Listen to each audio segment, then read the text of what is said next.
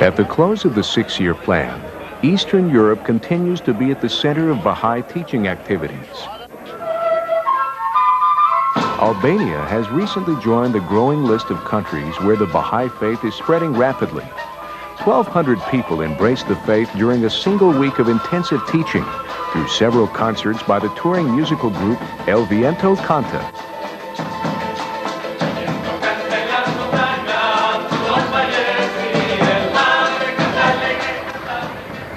In November, some 250 Baha'is gathered in the port city of Durrës for the first national teaching conference to consult on how best to guide the process of community growth in this very receptive country. And with this recognition, there are two things. One thing that we are to do, to recognize the divine teacher and to be obedient to his teachings. Less than a year ago, there were just 6 Baha'is.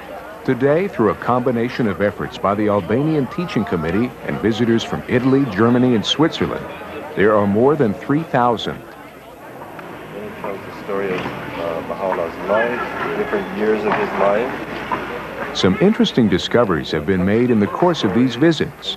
This woman's mother first learned of the faith in 1929 from the famous Baha'i traveling teacher, Martha Root.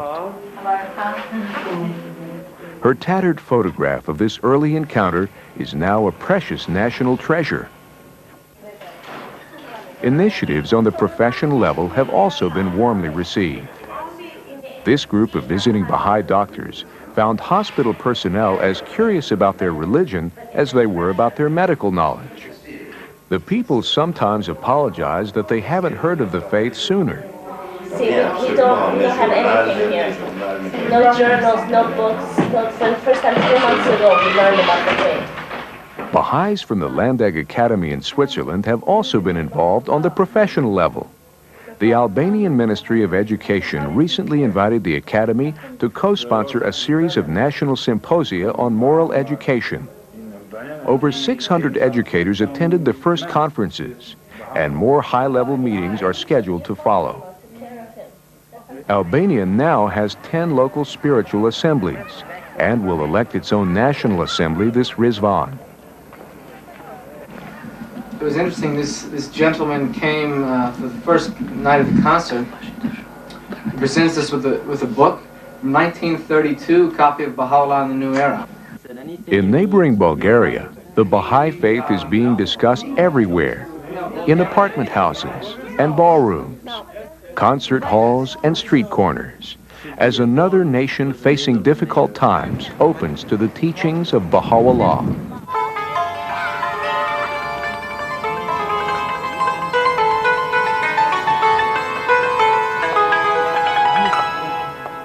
Baha'i public meetings generate much interest. Several have been covered by national television crews.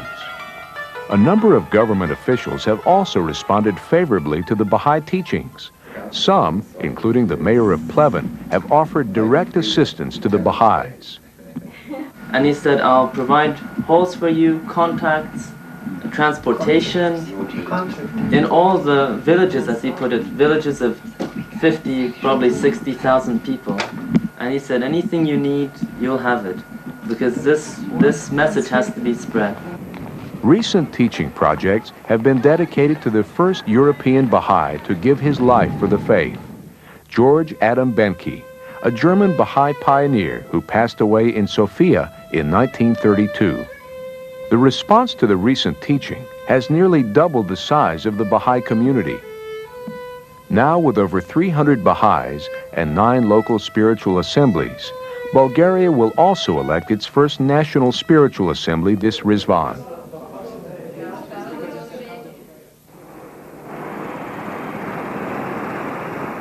On the other side of the globe, representatives from 19 Baha'i national communities met in Macau to discuss methods of bringing the Baha'i teachings to the hundreds of millions of Chinese people living all over the world.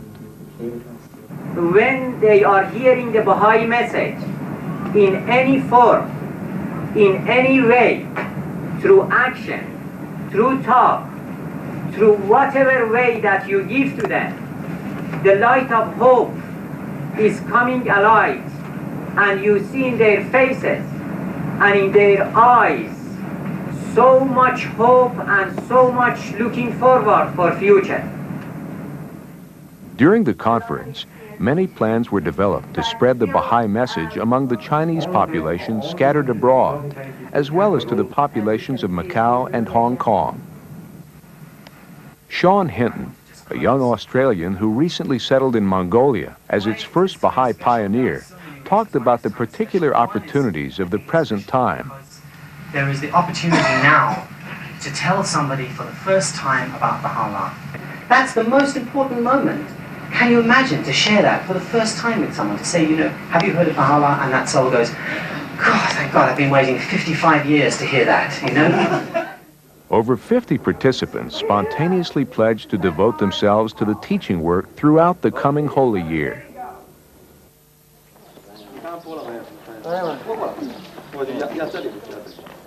On the Chinese mainland, a visit by Baha'i architect Faribor Sahba also generated a great deal of interest. The stone is fixed with 4 stainless steel detail. Mr. Sahba was invited to lecture extensively about his award-winning design of the Baha'i House of Worship in New Delhi, India, drawing eager audiences of architects, students, journalists, and others in 4 major cities, including Beijing and Shanghai. Mr. Sahba was interviewed on China television in Macau, and the documentary Jewel in the Lotus was screened in all the cities he visited on the mainland. It was subsequently broadcast to an estimated audience of 10 million, and the Chinese language version is being prepared for even wider use. The Baha'is of Hawaii recently sponsored a 2-week peace and friendship tour of mainland China, consolidating many friendships they've developed with individual Chinese over the past few years. The group was warmly welcomed in China. Upon landing, they were given T-shirts officially identifying them as Baha'is, which many wore openly throughout the tour. The people of Hawaii extend our aloha. In Shanghai, China's largest city, the Baha'i delegation was welcomed at the Foreign Affairs Office. They presented the Deputy Director of Foreign Affairs with a proclamation from the Governor of Hawaii and exchanged gifts on behalf of the Baha'i communities of the Pacific region. The visit was packed with opportunities for the Baha'is to build bridges of friendship and to celebrate the marvelous diversity of cultures in the Pacific region. 15 days ago, we met as strangers, but now we are going to say goodbye as family and friends. I think we are all from one family.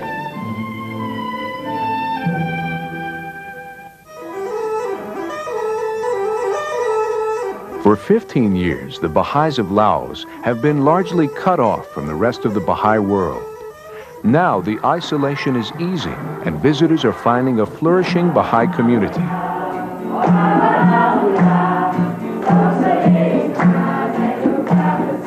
Baha'i schools and children's classes are thriving in key centers throughout the country. Taught mostly by Baha'i youth, the classes in the capital city of Vientiane are attended by as many as 120 children.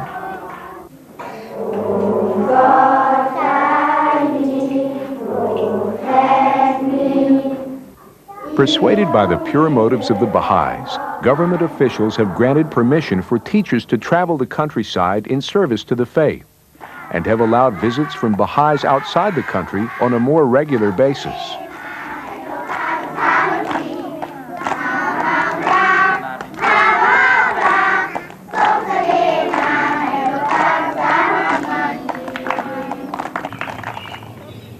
In neighboring Thailand, the peaceful scenery masks conditions of intense human suffering.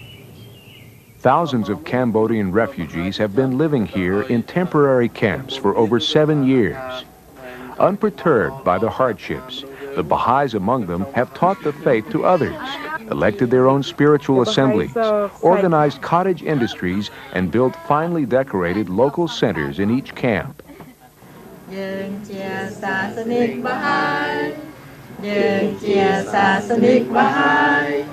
Nhân chia Sasanic, Nhân chia Sasanic, Nhân chia Sasanic Bahá'í.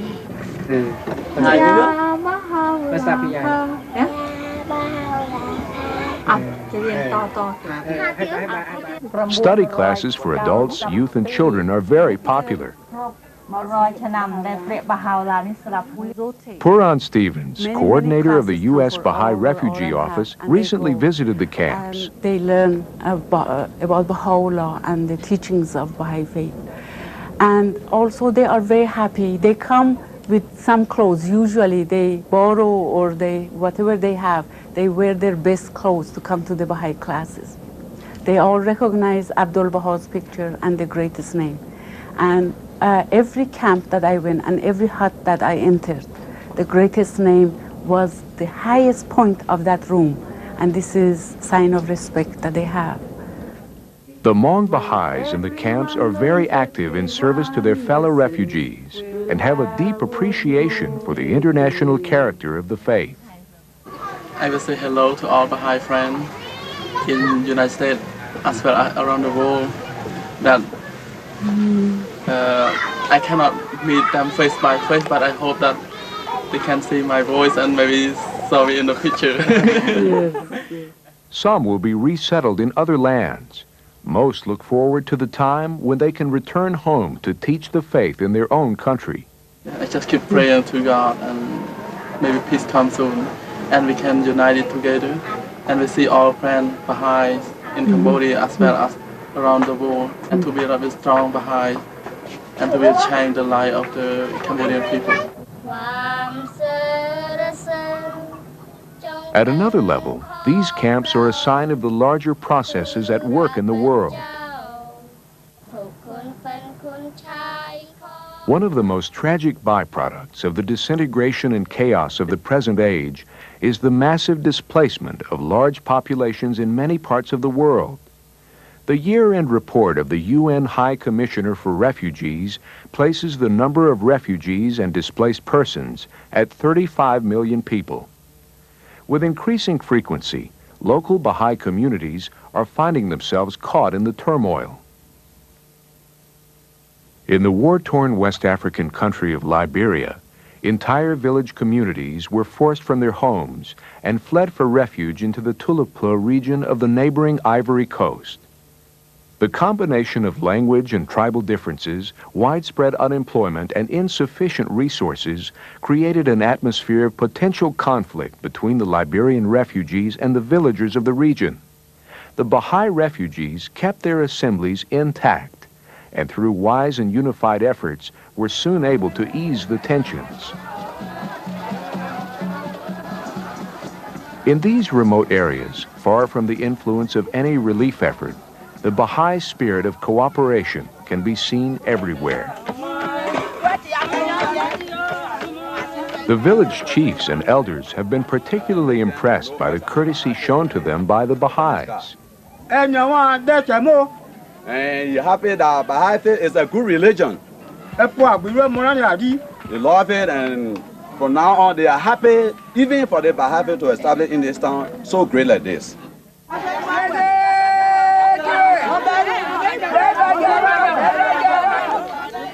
To uplift the spirits, the Baha'is have encouraged traditional songs and dances, customs that are especially comforting when one is far away from home.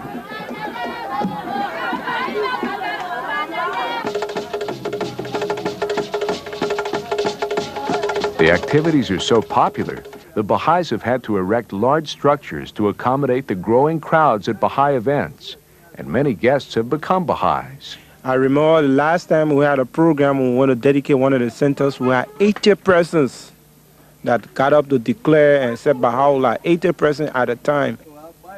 Observing the rapid expansion of the faith in the area, one government official remarked that the Baha'is would soon outgrow a newly built local center. You made the building too small. And he said, well, the people not much, but I know that they're going to increase this building in the future.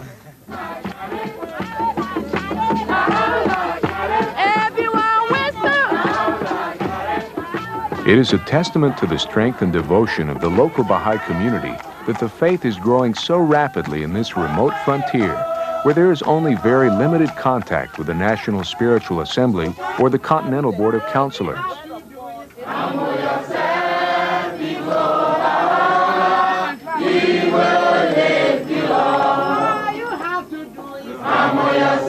I'm very grateful for the opportunity to talk about activities of the friends here, because these friends here have done wonderful things here.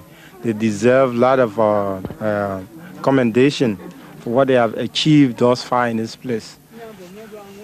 These Baha'is face a daily struggle to survive. Yet in just a year and a half, this handful of refugees has grown into a multi-ethnic community of over 800 believers, 21 local spiritual assemblies, 18 children's classes, and 10 Baha'i centers. Now this village is going to be the center of Baha'i activities, and they are going to become like Paul. They are going to take the word of Baha'u'llah and teach it. The latest developments are agricultural projects run by the Baha'i youth. As you can see, these potatoes, we intended to plant more here. It has the upland area where we plant beta ball, okra, peppers. You know, when it is come out, we try to help our community to grow, you know. So as a Baha'is, as you know, I told you from the beginning that we are hard-working people. So we believe to do something for ourselves, let people see it. These seemingly helpless Baha'i refugees, aided only by their vision, their unity, and the practical teachings of their faith, have in their exile won admiration, respect, and genuine friendship. And I believe that Baha'i faith is a truthful religion. And when he came to us, he told us, well, the Baha'i faith that come here, the center that we come in to open is a center that bringing blessing to this town. And I believe through that's truth. In the world at large, refugees are widely seen as a tremendous problem, an object of pity or irritation. These Baha'is have created progress, unity, and peace, bringing honor to their faith and winning the pride, respect, and loving admiration of their fellow believers everywhere.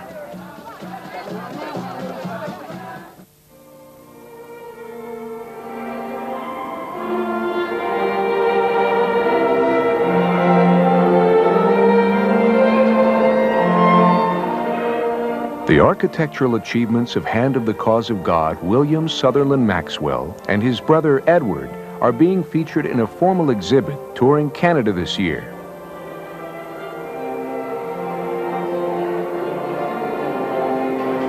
The brothers designed many prominent public buildings in the classical style. Amatul Baha Ruhiyyih Khanum, the daughter of William Sutherland Maxwell, was an honored guest at the formal opening of the exhibit in Montreal. She described the spirit of craftsmanship which permeated her father's architectural design. My father could do anything at all with his hands. I have never seen anybody with such an aptitude for creating things. He not only could draw beautifully, he etched, he painted in oils, he painted in water, and he would take the chisel out of the hand of the mason and do what he called sweeten the curves with his own hand. The exhibit features architectural drawings, photographs, and models of many of the Maxwell firm's best-known works, including the designs for the Shrine of the Bab in Haifa. While in Canada, Ruhiyyih Khanum stopped in Toronto to encourage the Baha'is. We should be always very happy to be Baha'is, very grateful that when the people of the world don't know, most of them, why they're here. They don't know what they are. They don't know, lots of people today, that they have a soul. They don't believe in a soul.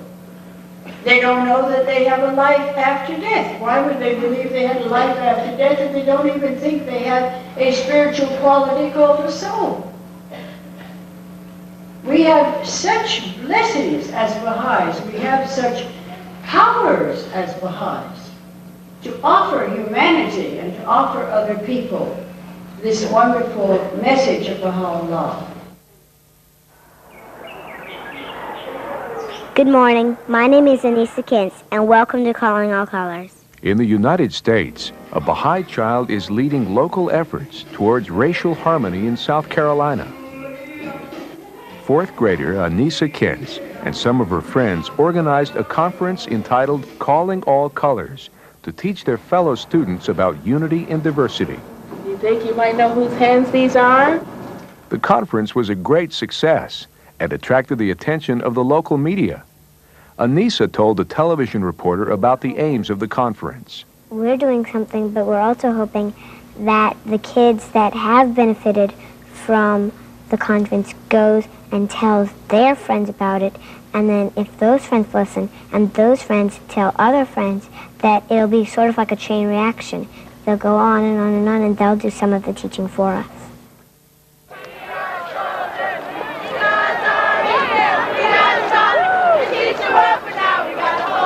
In Atlanta, Georgia, the Baha'is have become a familiar sight at the annual Martin Luther King Day parade.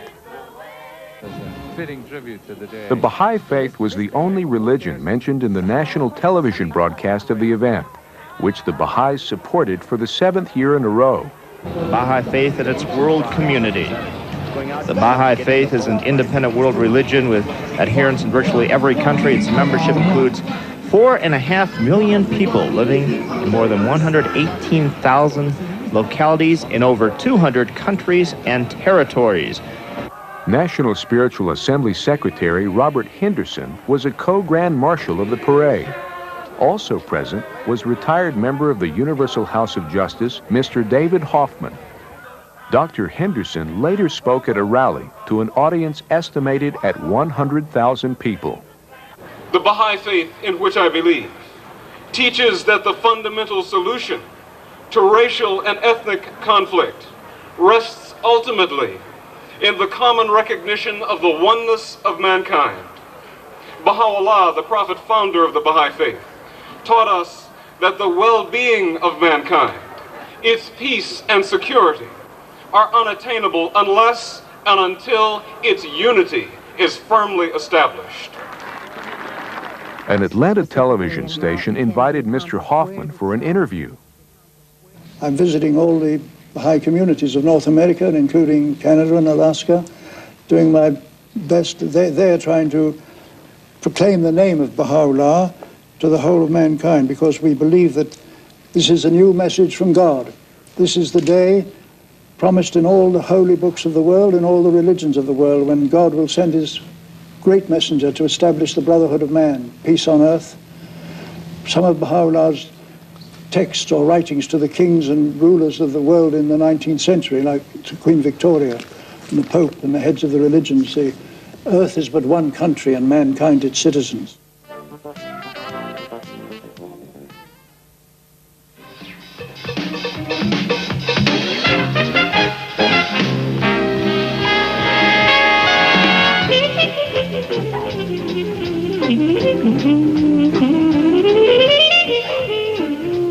He's known as the father of bebop, an icon of jazz, and a veritable musical legend. He is also a Baha'i. For the past 2 years, Dizzy Gillespie has been tirelessly touring the world with his United Nations Orchestra, using his unique musical talents to summon the world to peace and unity. A recent Latin American tour included a date in Santiago, Chile, where his concert was broadcast on national television. While there, Dizzy took time out of his busy schedule to visit with the local Baha'is. He also told of introducing the Ugandan Hand of the Cause, Enoch Alinga, to a nightclub audience in Harlem.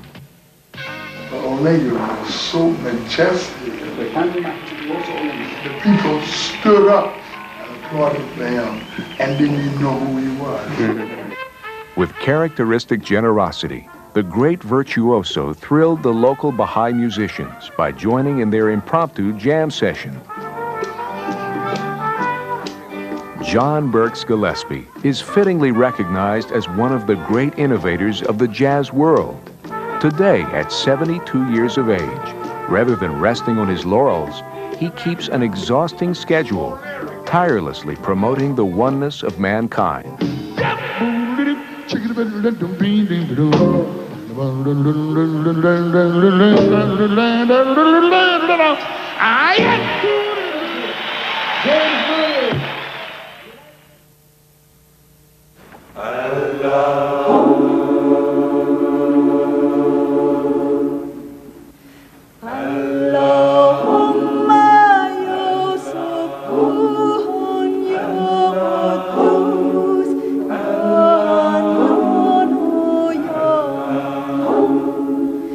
The unaccompanied human voice has a unique ability to penetrate the soul.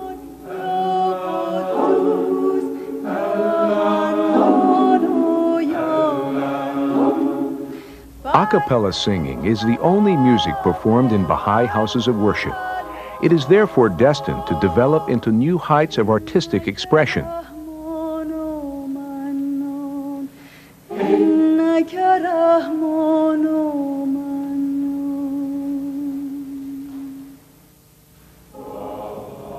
At present, however, Baha'i choral singing is still in its infancy. Most groups are small. Many have difficulty meeting in one place long enough to rehearse the songs together.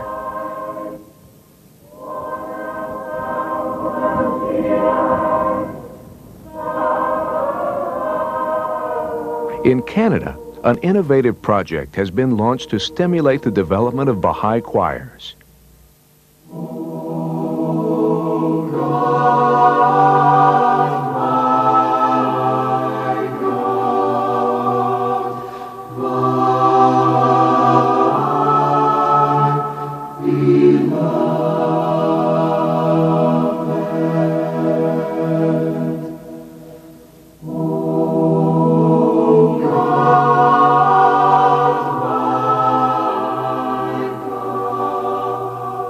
With the encouragement of the Universal House of Justice and the assistance of the Continental Counselors, 19 Baha'i songs were professionally recorded in Toronto, Canada.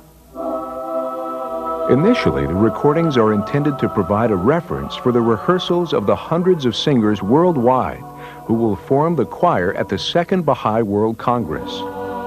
But the recording project is designed to have effects far beyond November 1992.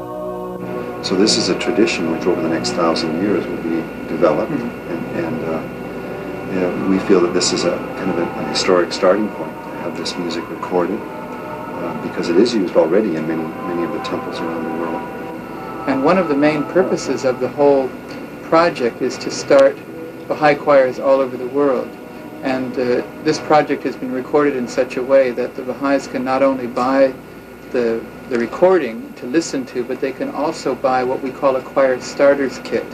And this has individual recordings of each of the separate parts, an individual bass part, a tenor part, an alto and a soprano. And this is the actual individual singers that are on the recording. And Baha'is can take this in their own local communities, and they can learn just to sing the bass part or just the tenor and so on, and they can all come together, having learned their parts, and sing in four-part harmony exactly as they hear on the recording.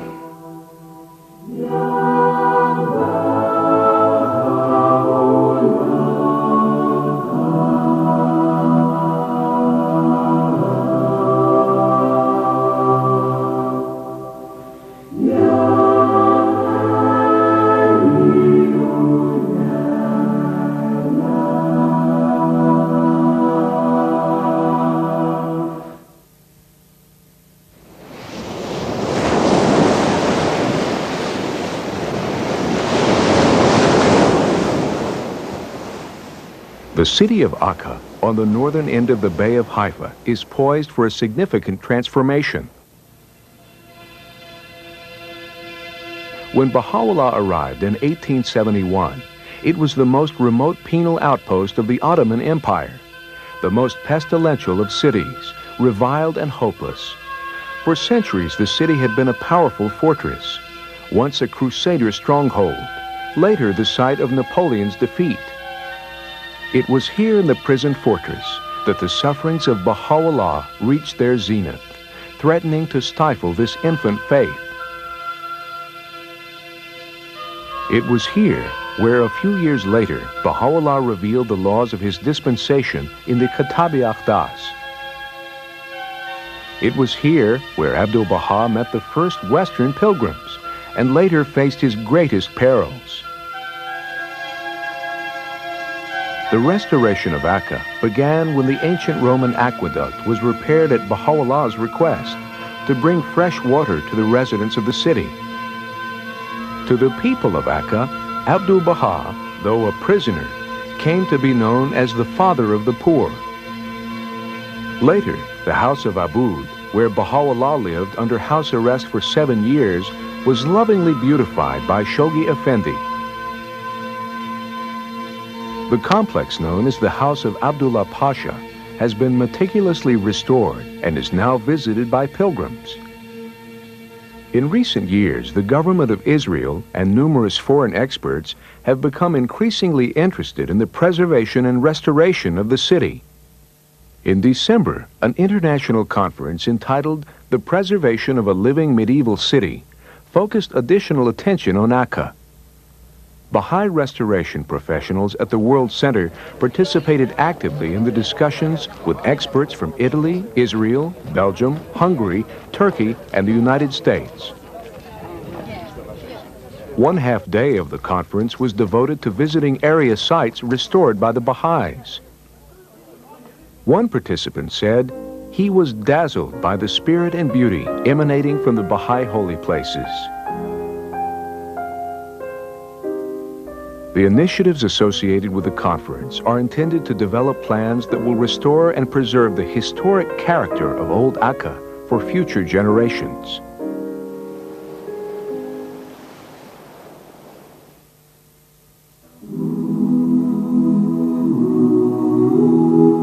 The Baha'i world has begun its commemoration of a holy year marking the centenary of the passing of Baha'u'llah and the inauguration of his covenant, one of the truly unique features of the Baha'i religion. For Baha'is, this year is a time for meditation and solemn reflection upon the meaning of the life of Baha'u'llah. In recognition of this special time, we close with the following thoughts, collected from the Baha'i youth. The faith isn't something that you do similar to whatever sport you partake in or whatever occupation that you belong to. It's something that consumes your entire life and adds direction to every breath that you take. With the coming of Baha'u'llah, he changed everything. He channeled everything and gave the youth so much importance, so much power. And as Baha'is, what Baha'u'llah has given us is a message of uniting the world. And I think we should take every single opportunity we have to take advantage of that and just to feel it and be it. By the end of the decade, there isn't going to be one person on earth that has not heard of Baha'u'llah, you know? And what that means is that we're going to be the last people that have the opportunity to tell someone about Baha'u'llah for the first time. To me, it's like stepping into a new world with the same people. The world is going to tilt, and we have to be ready to be stable. When a volcano blows out, you see nothing to be the same afterwards. Because people would be walking up to us in the street and saying, who's Baha'u'llah? Why is the world changing like this? Who is this person you're telling us about? And what is his mission? Tell me about his revelation. And we have to have the answers. There could be no better time to take a service project and no time at which you would be more sure to have the blessings of Baha'u'llah than if you were to go off to serve his name during his holy year. When we have children and grandchildren, they're going to be turning around and saying, "Whoa, you taught before everyone knew about it?" Yeah? Oh, you're so lucky. And I think we should be taking advantage of this right now and to study more about Baha'u'llah. Every single Baha'i must get involved in this because it is so important, because it's such an important part of history, moment in history, and we all have to be ready to bear the weight of this great age.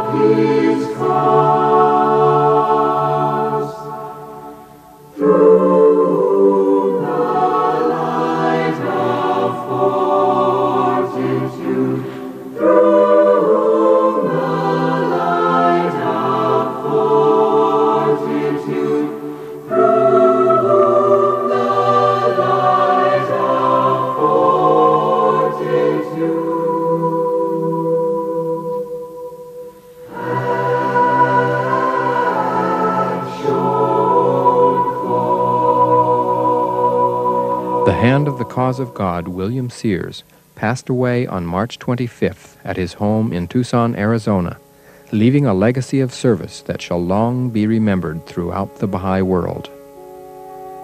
As a young man, Mr. Sears launched a successful career as a radio sportscaster and television personality. In the early 1950s, he produced and hosted In the Park and Kid Gloves for CBS television. His nationwide CBS Football Roundup was named the Outstanding Sports Show of the Year. In 1953, his colleagues were astonished by his decision to abandon this celebrity in favor of a life as a Baha'i pioneer in Africa. Appointed a Hand of the Cause of God in 1957, Mr. Sears spent years traveling to all parts of the world in the service of the Baha'i faith. Numerous books flowed from his pen. Despite many years of painful and debilitating illness, he continued to travel to meet and encourage the Baha'is until the very end of his life. William Sears inspired deep love and affection among countless people. This love will be expressed in thousands of memorial gatherings worldwide, just as it was at his funeral in Tucson.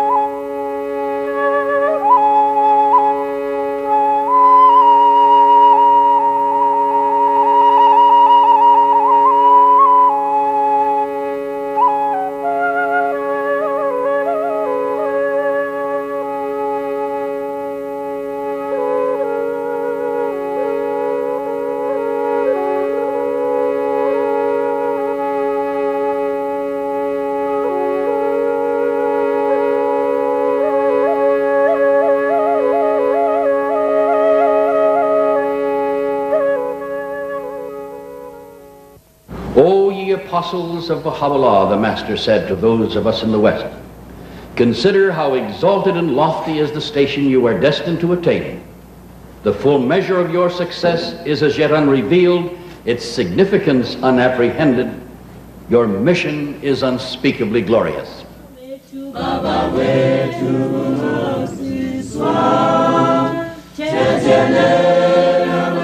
And all you have to do in these days is arise and say, Baha'u'llah, here I am, use me, and things, wonderful things you never dreamed of will happen. Out of love, they leave their homes, their jobs, everything, go out into all parts of the world, breaking new ground, sacrificing their time, their own resources, sometimes their very lives because of their love for Baha'u'llah.